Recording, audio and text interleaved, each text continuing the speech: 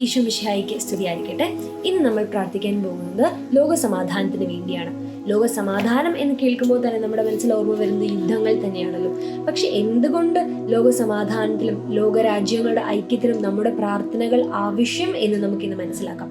കൊറിന്തോസ്യർക്ക് എഴുതിയ ലേഖനം 12-ാം അധ്യായം അതിലെ 27-ാം വാക്യത്തിൽ നാം ഇങ്ങനെ വായിക്കുന്നു: നിങ്ങൾ ക്രിസ്തുവിന്റെ ശരീരവും ഓരോരുത്തരും അതിലെ അവയവങ്ങളുമാണ്. 21-ാം വാക്യത്തിൽ നാം ഇങ്ങനെ കാണുന്നു: കണ്ണിന് കൈയോട് എനിക്ക് നിന്നെ കൊണ്ട് ആവശ്യമില്ല എന്നോ തലയ്ക്ക് കാലിനോട് എനിക്ക് നിന്നെ കൊണ്ട് ഉപയോഗമില്ല എന്ന് പറയുക സാധ്യമല്ല.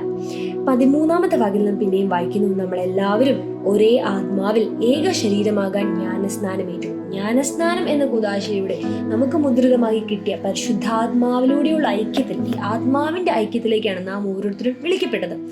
ദൈവപിതാവ് ആഗ്രഹിക്കുന്നത് യുദ്ധമില്ലാത്ത സമാധാനപൂർവമായ ആരാധിക്കുന്ന അവിടുത്തെ മക്കളെയാണ്. യോഹന്നാന്റെ സുവിശേഷം 15-ാം അധ്യായത്തിൽ നാം ഇങ്ങനെ കാണുന്നുണ്ട്: ഞാൻ സാക്ഷാൽ മുന്തിരിച്ചെടിയും എൻ്റെ പിതാവ് കൃഷിക്കാരനുമാണ് എന്ന് യേശു പറയുവാണ്.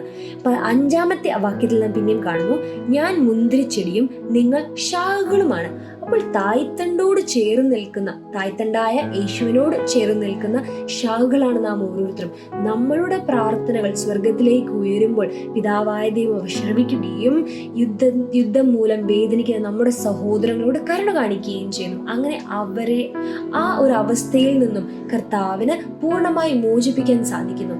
അതിനാൽ നമുക്ക് ഇന്ന് അവർക്ക് വേണ്ടി പ്രത്യേകം പ്രാർത്ഥിക്കാം. നമ്മുടെ പ്രാർത്ഥനയിൽ യുദ്ധം മൂലം വേദനിക്കുന്ന സഹോദരങ്ങളെ ഓർക്കാം.